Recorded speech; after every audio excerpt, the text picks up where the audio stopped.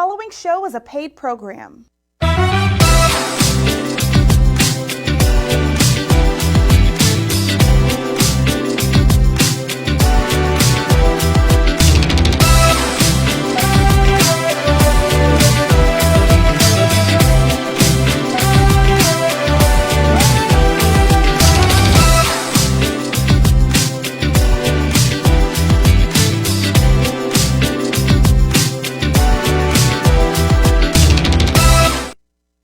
Family, how you doing? On today, we have my friend Cecil Willis. He's a council member in Stafford, and he is running for mayor this time in 2020. We want to do a shout out to the family of past Mayor Leonard Scarcella. Prayers to their family.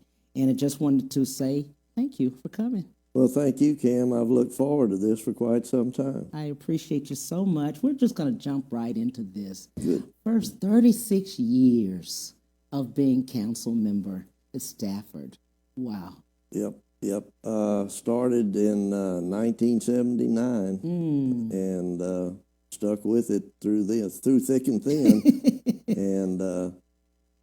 And I'm an Aggie, so Aggies believe in tradition. So I'm keeping the tradition up with the help of the good people of Stafford. I've been very blessed that they've supported me. For that time. So absolutely. So you've been with Mayor Scarcella all that time. He was the longest mayor here in the United States when he passed. 50 years. And by doing that 36 years, you know Stafford. Well, if I don't know Stafford by now, I'll never know it.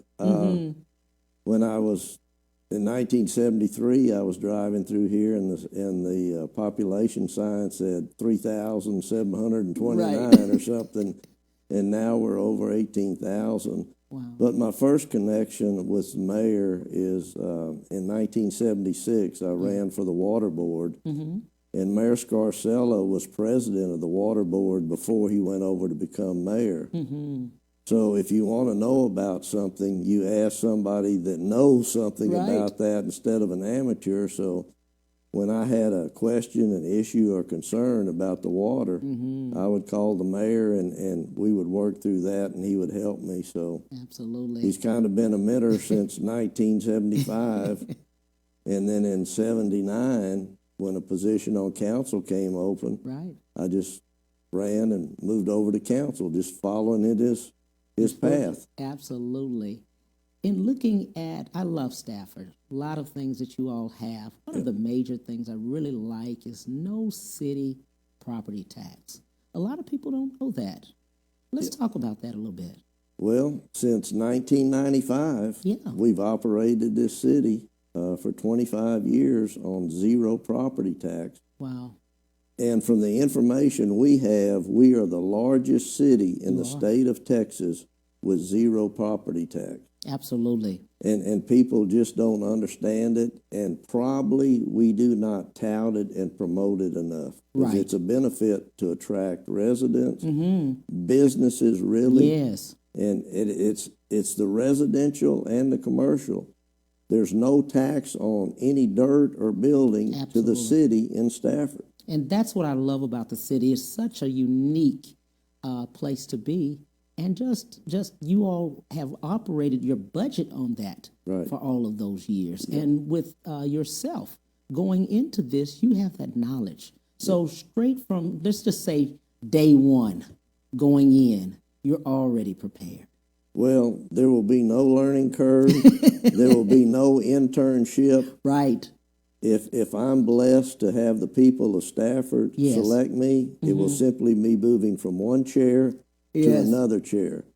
I am not going to change with a title. I am who I am, and I will continue to be who I am. But the zero property tax is a tremendous thing for this city. Yes. And also, I've been through 36 city budgets. Yes. I've been through 3 water district budgets. I ran a homeowners association executive director for 39 years and prepared and implemented those budgets. After I graduated from college, I was the horticulturist for almost 6 years for the city of Houston. So I prepared that budget implemented that budget. And for 25 plus years, I've been the budget chairman for the Fort Bend County Fair. Wow. So I think I understand a budget. Budget. I think you do. You take your revenue and see how much you got.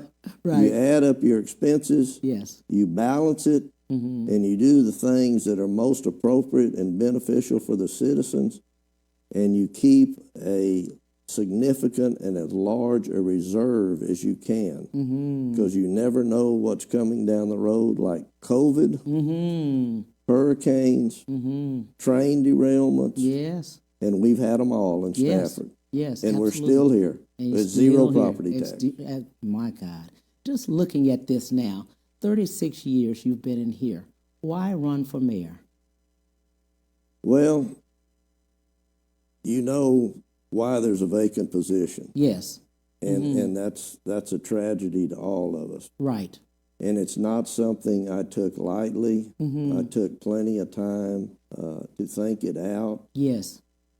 I looked at what was being said and being done by others in the community. And I said, no, this is something I want to do. I have been committed and dedicated to this city and have the experience. And I felt that I was more qualified. Not that I'm the greatest thing since sliced bread, but I am more qualified than the other people. Okay. And I understand Stafford and the wants and needs and desires of this community. Right. So that's why I chose to do it and continue us on the path that Mayor Scarcella, because we need stability. Yes. We need to take a deep breath. Yes. We don't need to panic. Yeah.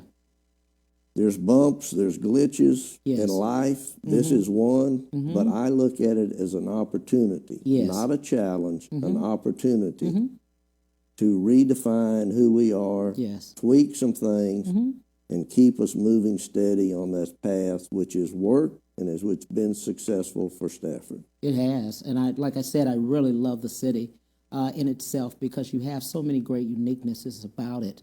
And it's right in the middle. You know, as you're just driving, you're right there. It's a beautiful city. And I love the way that you all have put some new things there. Let's talk about Stafford, the center, your center, your Stafford City Center. Well, that's the newest infrastructure that we've built, and it's probably 15, 16 years old. It has been very successful. Yes. And we spent 2 years hiring consultants that knew what they were doing and studying the market. And you can put various sizes facilities in. Yes. But we wanted a niche. Yeah. We wanted something that would fit our community. An 8, 10, 12,000 seat facility just probably wouldn't work here. So we chose two components, an 1,100 seat theater and a convention center. Now, there's no other one in Fort Bend County. Right. Houston and NRG would be the competition, but in the outlying areas. So we settled on 1,100 seats, and something we're extremely proud of, the Fort Bend Star newspaper last week just voted us the #1 venue in Fort Bend County for listening to live music. Absolutely. So we're proud of that. So that's the newest. For mobility, many years ago, about the same time we did the Stafford Center, we put in underpasses so facilitate people getting under the railroad. Yes. We physically moved the railroad track 100 feet north to allow for the underpasses. And then we converted North Main and South Main through the center of Stafford as they call a mini freeway. Absolutely. And so once you get through Stafford at Pleasant Street, you don't have another traffic light till you get to the medical center. That sounds good. So, and we've done a number of things in mobility and drainage. So we've looked at infrastructure forever. But the greatest thing we ever did, and I give total credit to Mayor Scarcella with this, we created the Stafford Municipal School District, which is, in the history of the United States, the only successful breakaway school district in the nation. That sounds good. And that's because we had such a diverse community that they could find no racial connotations to not allow it. Right. And Ron Stone, I guess you remember him. Yeah. Right after we got started, he came out and did a little show that he ran on his newscast, and he started out with how unbelievable it was. I walked into these school facilities in Stafford. I looked around, and I thought it was a school where the United Nations ambassadors' children went to school. He said, I've never seen anything like this in my life. Sounds and good. That's Stafford. Absolutely. That's Stafford. Let's tell the viewers, look in the picture and just tell the viewers, what would you like to leave with viewers now? I would just like to tell you that Stafford is a very unique community. Not only that we have zero property tax, but our fire department has an ISO rating of 1. That's the highest you can get. There are 50,000 fire departments checked and graded in the nation each year. Only 168 fire departments in this nation have an ISO rating of 1. What does that mean?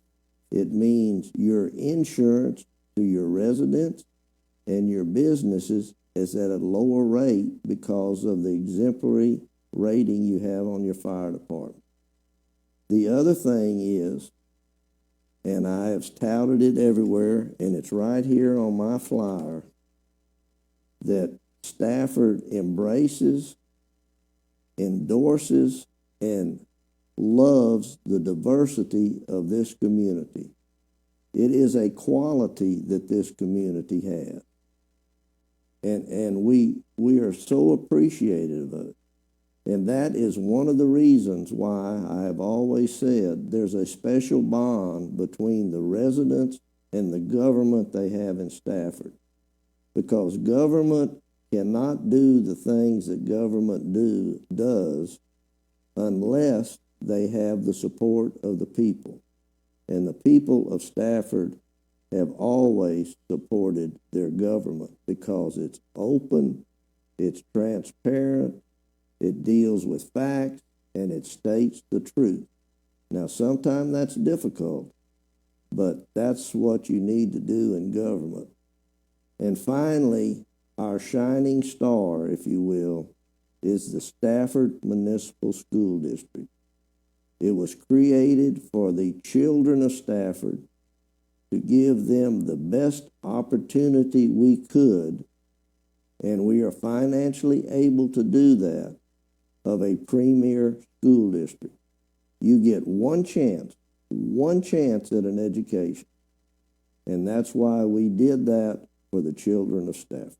That sounds good. We have Cecil Willis running for mayor. Thank you, my friend. Thank for you. Everything. I appreciate you. It's my pleasure to be here with you. Oh, Thank absolutely. You. It's been Thank great. You. Thank you. We'll be back. Wrap. We'll be right back to the Cam Hill Show after these messages.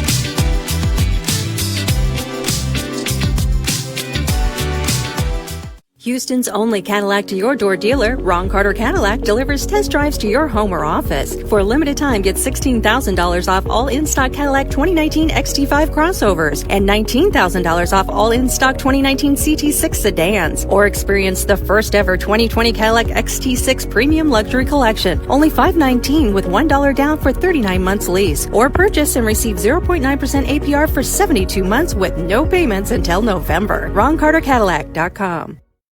When it comes to protecting yourself and your partners, all the information out there can be overwhelming. Visit our website. We are a free and confidential service, striving to help you stay informed and stay notified. We are committed to a healthy Houston.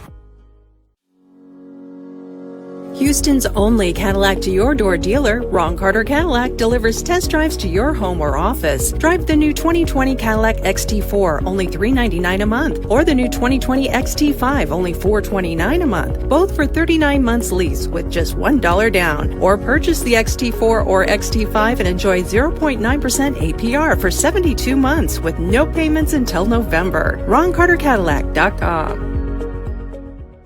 Have you been injured in an 18-wheeler accident, truck accident, car accident?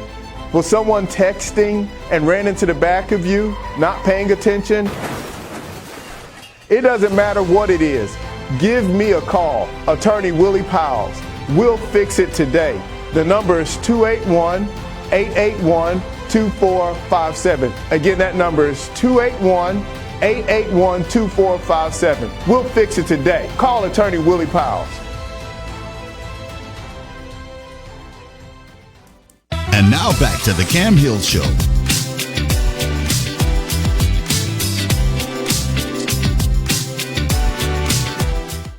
Hey, thanks so much for coming back. We were there with Cecil Willis for mayor for Stafford. Now we have my friend coming up, Michael Stradford. Tell you a little bit about him, executive director of Warner Brothers in Pictures, but he wrote a beautiful memoir type, Miles' Style, the Fashion of Miles Davis. Hey, my friend, how you doing?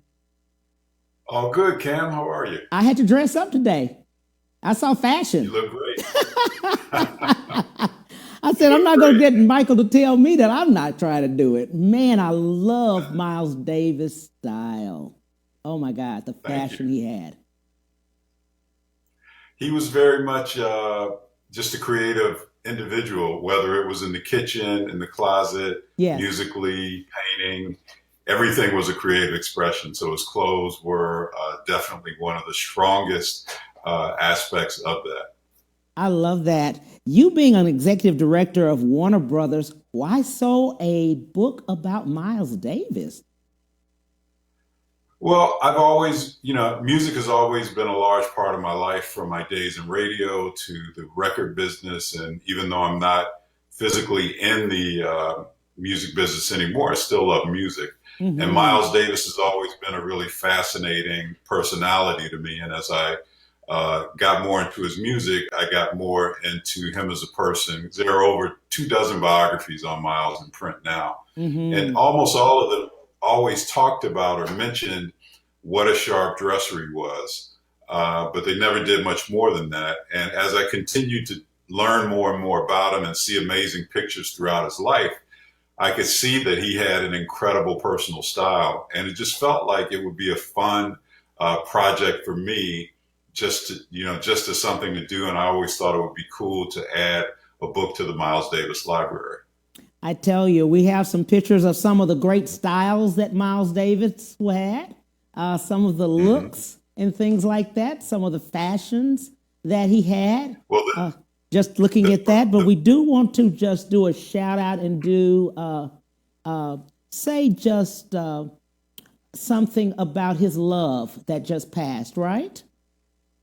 Yeah, the first photo that you showed was Miles with Juliet Greco. Yes. Juliet Greco passed yesterday. I believe she was 93 years old. Yes. Miles said that she was the first woman, the first person that he ever loved, first woman he ever loved as an equal.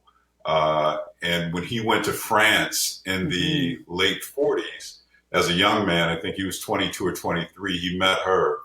And she introduced him to Picasso and Sartre, and he was really that's her overwhelmed by the way he was received in France as a black man and as an artist. And he fell in love with this woman, but he wouldn't marry her because he was committed to coming back to America to continuing his career, and he felt that the prejudice of the United States would destroy their relationship, and he didn't want to do that. Wow. There's something that's on the back of your book. It says, I don't think I ever saw him wear the same thing twice. That was Michael Henderson. It's his basis for Mike Davis. Wow. Never saw him wear the same thing twice. That's style. Yeah, I mean, Marcus Miller, another bassist, said that I guess they were close to the same size at that point in time. Mm-hmm. Miles would have Marcus come over and try on new clothes that Mm-hmm. Miles bought so that Miles could figure out if he liked the clothes enough to wear them. So he was his model. Yeah, yeah, yeah. And his nephew, Vincent Wilburn, who was really instrumental in helping me get a number of the interviews that I got for the book, he told me Miles used to paint in dress clothes and silks and Versace's. He'd get paint all over his clothes, never cared because he rarely wore the same thing twice. Wow. It's quoted that he was one of the best dressed men of the 20th century by both GQ and Esquire magazine. Through your research, Right. Did you see that?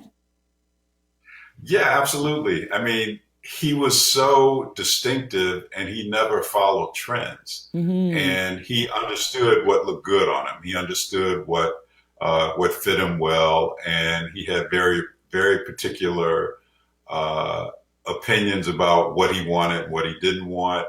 There's a period of time where he dressed his bandmates. You know, when he had band members, he would send them to his tailor and he'd tell his tailor what to put them in and what not to put them in. Mm. But yeah, throughout his life, I mean, he was just he always cut an individual path. Except early on, when he first came to New York, he was with Dexter Gordon, who by that time was a well-established saxophone player. And Miles had just come from East St. Louis, Right. and Dexter Gordon said, "Miles, you look too country. You can't be in New York dressing like this." And that hurt Miles's feelings, but he upped his game and he never looked back. Yeah, absolutely. You also said Miles Davis is one of the most important cultural voices of the last 100 years. I'm excited to add a new chapter to an already incredible creative legacy. Is that true? Yeah, I mean, Miles, you know, you hear a lot about a variety of great jazz players. Mm-hmm. Louis Armstrong, Bird, Cobain, Duke Ellington, but it's generally within the realm of their music, and that's pretty much it. And there's nothing wrong with that. But Miles just kind of transcends that. I mean, even things that he said in the 60s about how Black people were being treated in the 60s still has relevance today. He even got beat by the police in New York in 1959. And there's a photo of it in the book. So there's just a level of consistency with Miles in terms of his impact beyond the music that, you know, most other jazz artists just don't approach. And I don't think we know much about that. I don't think we know that part. I think we just know about the music side of him and not all of what he did to impact the world. Well, you generally hear that he was a great player, and everyone says Kind of Blue is the greatest jazz record ever. And you also hear, well, Miles didn't like white people. And and that wasn't true. There were a lot of people he didn't like, and a fair amount of them happened to be white. But one of his best friends, Gil Evans, was white. As I mentioned before, Juliet Greco, First Love, was white. So I don't think that he was anti-white as much as he was very outspoken about how Black people were treated. Right. You know? And so he was quick to call something out if it didn't seem right, and oftentimes there was a race component built into it. I understand that. But by him being in jazz like that, and then his fashion did not I don't think it correlated with what people thought a jazz artist should look like. Well, I mean, in the 50s and 60s, it really did, because actually the 40s through the 60s, jazz players were usually suit and tie. I mean, they were generally really, if they weren't fly, they were at least very elegant and very refined in their presentation. Right. So the photo that you're showing now in this double-breasted suit was like the mid-late 60s. This is early 70s when he got away from the suits and got into more avant-garde stuff. leather pants, eelskin pants. This is when he came back from a 5-year layoff. This was like 1981 when he was just coming back to tour. So he had taken some time off. He was having a lot of physical problems, a lot of health problems. Yeah. Actually, when I saw him in concert, that was the outfit he wore. This is Europe, like 1968. And this is him with Juliet Greco. This is the woman that died yesterday. That was his first true love. Right. And we were talking about that. His sensibility and style is yet another extension of his creative canvas, is said. Yeah, I mean, it's like I mentioned earlier, everything he did was creative. He was a master chef. I mean, he could go in the kitchen and just burn. There are countless stories about how good his cooking was. Right. You know, he changed music several times. He changed his own personal style a number of times. And in the last segment of his life, he really got involved in painting. You know, he was an abstract artist. His paintings sell for thousands of dollars, sometimes hundreds of thousands of dollars, and are collector's items. So it's very rare to look at any aspect of Miles Davis's life and not see a real creative flair attached to it. Wow. I like that. And as you were talking about Miles, about his fashion and things like that, it says Miles Davis is one of the most, and we talk about his style and his art, and we talked about the paintings and things like that. But him being a person, you also studied him, the person. Yeah, absolutely. I mean, it was interesting. When I started writing the book, the original plan was for it to be a coffee table book. But the cost of licensing photos is just really prohibitive. So I kind of put it to the side for a while. But I looked back at the interviews that I had, and the interviews were so rich and they spoke to such a different side of Miles that hadn't been covered before. I felt like, well, there's a book here. You know, it's just different than what I intended. And what I found in my research and my interviews, everyone had a real deep fondness for Miles. I mean, even more than 20 years since he passed. And even like Frances Davis, his wife who passed, I think in 2018, she was effusive about Miles, and they had a really rough road, but she could look back on it with a lot of love. And everyone that I talked to, you know, was happy to talk about different sides of Miles. And everyone talked about his sense of humor. Everyone talked about how misunderstood he was on some levels, and in others were kind of accurate. But there was a warmth and a fondness that people had for him that was really something to experience. And, you know, I sat with Quincy Jones. I used to work for Quincy, and I called him to see if we could do like a 20-minute interview, and I was there 3.5 hours. Wow. Because he loved Miles. You know, he just loved Miles. Right. And he was really happy to talk about him. Let's talk about just a little bit about that. I was going to just say that about Quincy Jones. He was really fond of him, and just the aspects of what he thought. What did he think of him? The aspect. He thought a lot about it. Well, you know, one of the funny things about that is when Miles was married to Frances, Miles got mad because Frances had remarked that Quincy was a good-looking man, was an attractive man. Miles got really bent out of shape about that. That's a shirt that Quincy wore that Miles took and painted. He painted that. He painted the shirt. The back of the shirt. Yeah. And Quincy took it out of his archive for me so that I could include it in the book.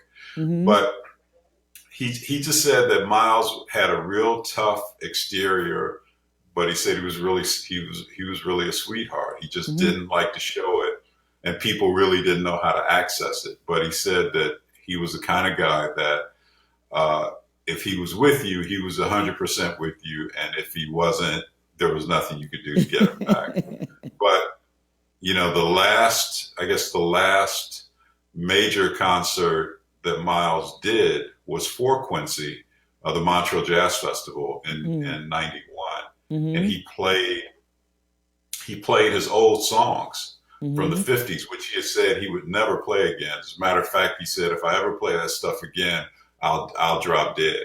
And he died a few months later. Wow. But he and Quincy had the kind of relationship where he did that for Quincy. That was good. That's good to know that Quincy really just their relationship. Yeah. I mean, and I think as time goes on, and, you know, when I talked to Quincy then, he was 80, 81. So reflection is a part of his day to some extent, you know, looking back on experiences, looking back on people. And so I was fortunate to catch him at a time where he was really feeling expansive and was happy to talk about Miles. Absolutely. You have other contributors in here. Who else do you have in your book? Well, there's Ron Carter, the bassist. Yes. There's M. Tume. Yes. Lenny Kravitz. Lenny Kravitz was great. Brian Ferry from Roxy Music. And that's the another thing about Miles. I mean, Brian Ferry was a British rock star. Right. And he said Miles Davis is one of his greatest inspirations. Wow. You know. Wow. Dr. Todd Boyd from USC, he's a professor in pop culture and a Miles Davis expert. Two of Miles's three wives, I talked to Frances Davis a couple times, and she was a hoot. And Betty Davis, who was his much younger wife. They were only married a year. He was 41, she was 22. And she introduced him to the, I guess, more avant-garde style that he segued into in the late 60s. But she was also tight with Jimi Hendrix, and she connected Miles with Jimi Hendrix. Yeah. But Jimmy died before they were able to get together. Michael Henderson, amazing storyteller, great bassist. Marcus Miller, spectacular bassist. Miles's nephew, as I mentioned before, Vincent Wilburn Jr. Vince was a drummer for Miles, and he's one of the main drivers behind the Miles Davis estate. And what did you were saying about some things that each person was saying, but many of them had their own relationship with Miles. Let's go through maybe some of those, like with Lenny Kravitz. Well, Lenny Kravitz knew Miles from the time that he was a child. His parents lived pretty close to Miles. And so he knew him, I think, from the time he was 5 or 6. And he said that Miles's inspiration on him came later when he was a musician, because he saw that Miles was able to just carve out his own path, be his own man. And he really felt like he really felt like that helped him clarify the kind of musician and the kind of man that he wanted to be. And he said he ran into Miles at the airport after he had a fair amount of success, and Miles gave him a hug and said, "Hey, I'm really glad to see that you're doing your thing your way." And he said that meant a lot to him. And when he passed, Cicely Tyson gave Lenny this red leather fringe jacket that Miles used to wear on stage. And so Lenny's got it in a place of honor at his home in Paris, as well as a statue of Miles that he had commissioned. So that affection runs really deep. Sounds good. Let's do this. We'll take a break and we'll be right back with Michael Stradford. We'll be right back to the Cam Hill Show after these messages.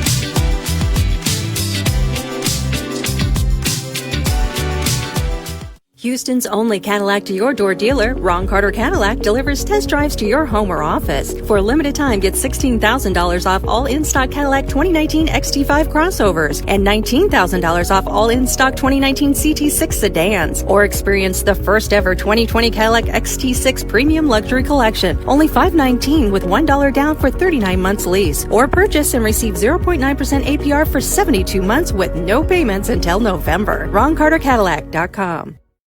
When it comes to protecting yourself and your partners, all the information out there can be overwhelming. Visit our website. We are a free and confidential service striving to help you stay informed and stay notified. We are committed to a healthy Houston. Houston's only Cadillac to your door dealer, Ron Carter Cadillac, delivers test drives to your home or office. Drive the new 2020 Cadillac XT4, only $399 a month, or the new 2020 XT5, only $429 a month, both for 39 months lease with just $1 down. Or purchase the XT4 or XT5 and enjoy 0.9% APR for 72 months with no payments until November. RonCarterCadillac.com. Have you been injured in an 18-wheeler accident, truck accident, car accident? Was someone texting and ran into the back of you, not paying attention? It doesn't matter what it is. Give me a call, Attorney Willie Powles. We'll fix it today. The number is 281-881-2457. Again, that number is 281-881-2457. We'll fix it today. Call Attorney Willie Powles. And now back to the Cam Hill Show.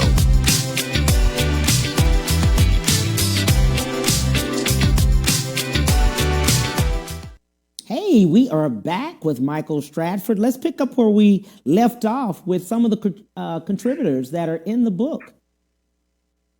I love this book. Anyone in particular you want to talk about? I love this book. We were talking about Quincy, Lenny Kravitz, Brian Ferry.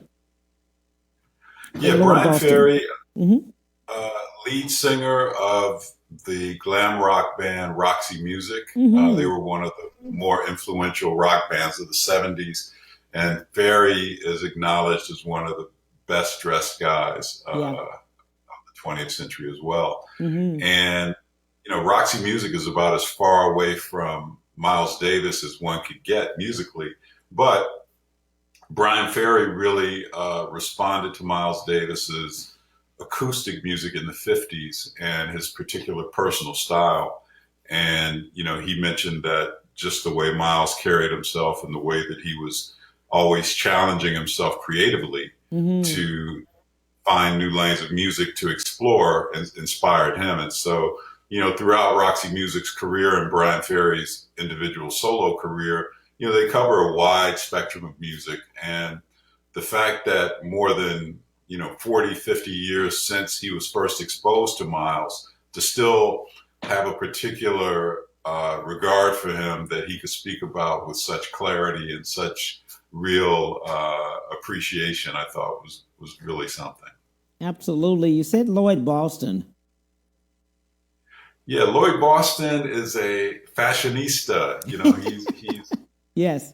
He's well known for talking about men's style, men's grooming, and he was great. He didn't know Miles, but he understood Miles's impact in terms of society and in terms of Black men. And he offered some really thoughtful observations about Miles and the different styles that he went through different eras, but still being a consistent personality in terms of who he was. And, the clothes changed, but the man didn't. Absolutely. And Lloyd spoke about that really elegantly. Absolutely. In writing your book and then looking at the styles, men's styles now, did you come across some things that maybe are about the same? I've noticed that trends in the 60s and 70s are kind of coming back in some ways. Yeah, I mean, there's a difference between style and fashion, right? Yes. So, the trends now, the very snug suits and the high water pants, and it just is what it is. But the odd thing to me is that the fit of the clothes don't seem to matter as much as they did back in the 60s. A lot of guys, particularly athletes, and this is no knock. This is just my observation. Right. Tend to wear suits that look like they're 2 sizes too small. They don't look comfortable. They don't look elegant. They just look expensive and they don't fit. But if you look at Miles in the 60s, just for an example, his suits all hung a particular way. They draped his body. He used to box. He used boxing as a workout, and so he stayed in good shape for the bulk of his life.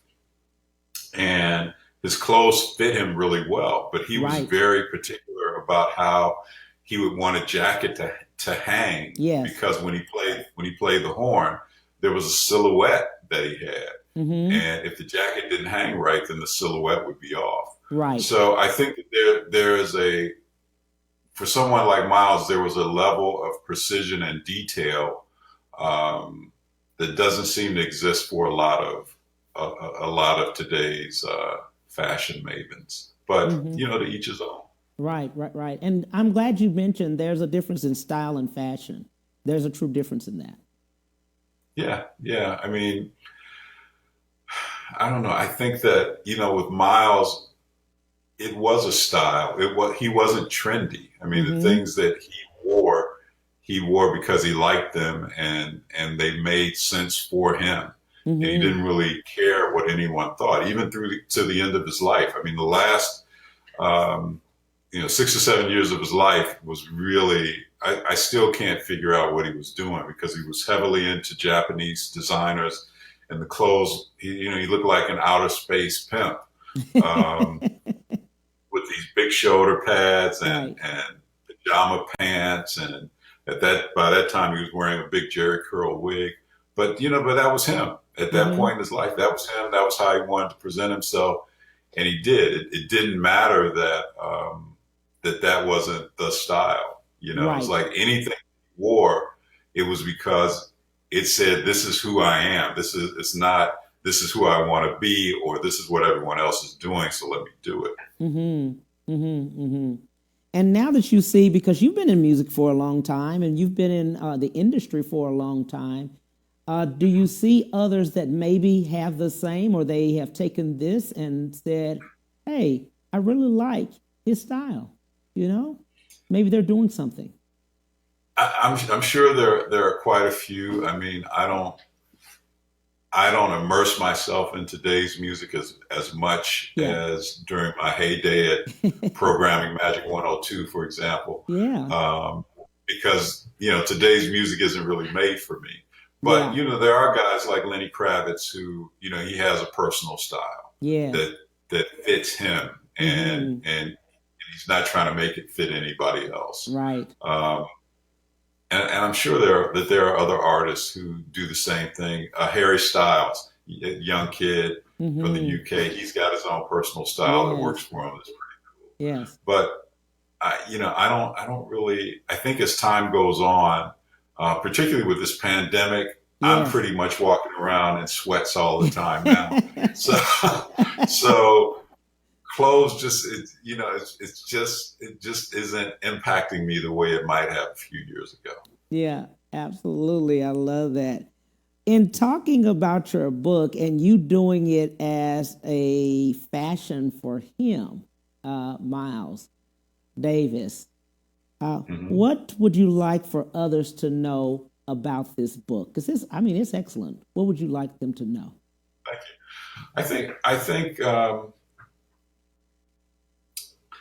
I think if you're looking for an in-detailed exploration of him as a musician, there are other books to go to that are really well done.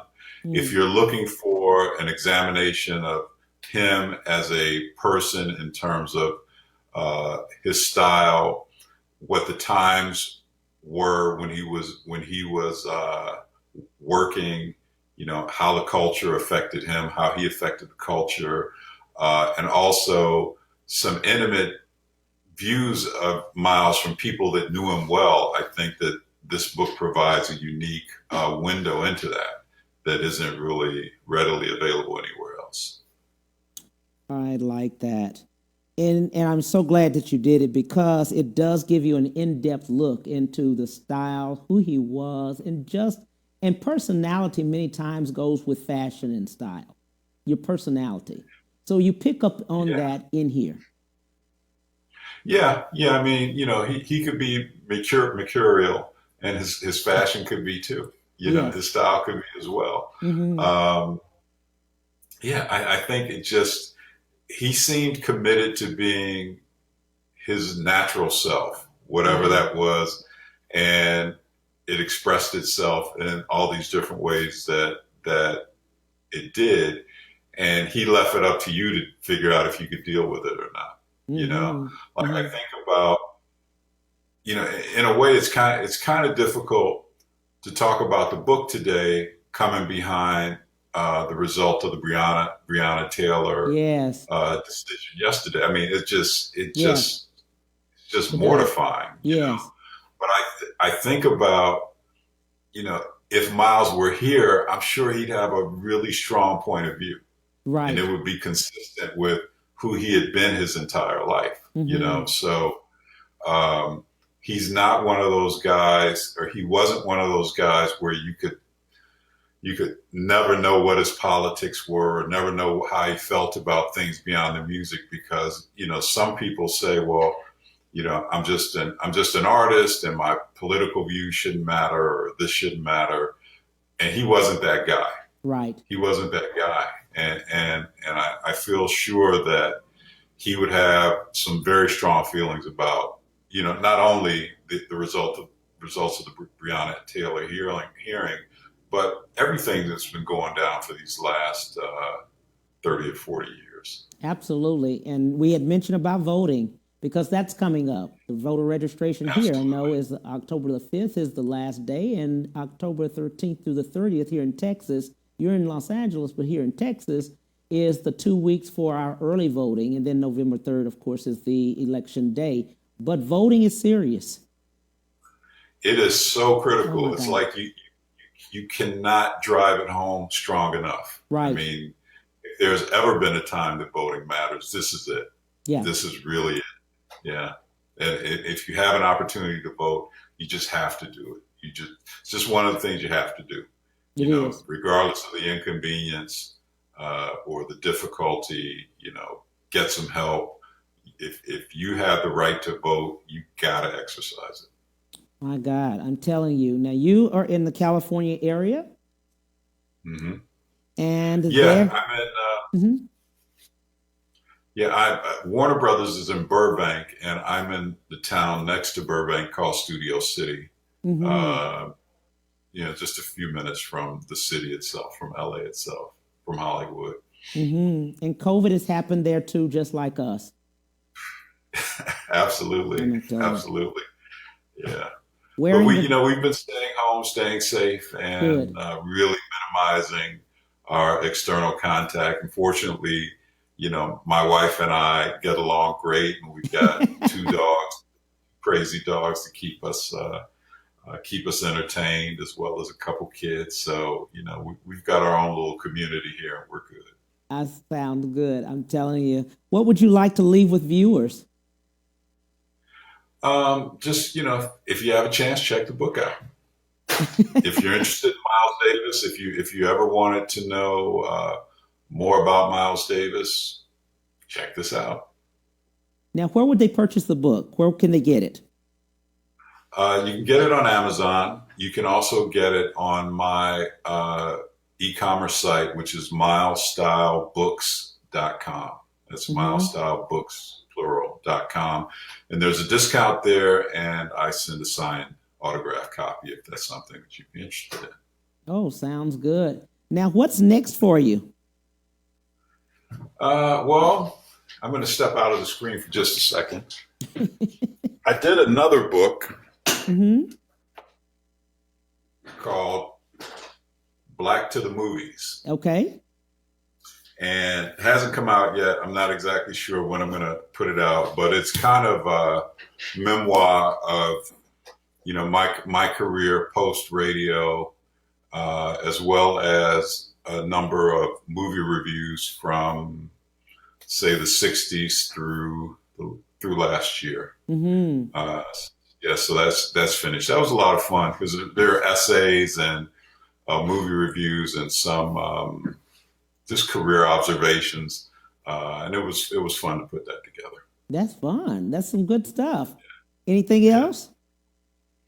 You know, a couple things percolating. I always have a few things percolating. I find that writing is it's interesting. Writing is stressful but enjoyable at the same time. And since I'm writing projects that are personally interesting to me, you know, I don't get bored doing it. I like researching. Research is a lot of fun. So, I just could continue to look for projects that will hold my attention that I hope other people might be interested in. Well, that sounds good. I'm telling you, I mean, this is it for us. You've told the viewers what you wanted them to know. You showed the book of what you're doing up to date, and Warner Brothers is down the way, and COVID is happening. We don't know when it's going. This is our new normal, right? We've got to wear our mask and things.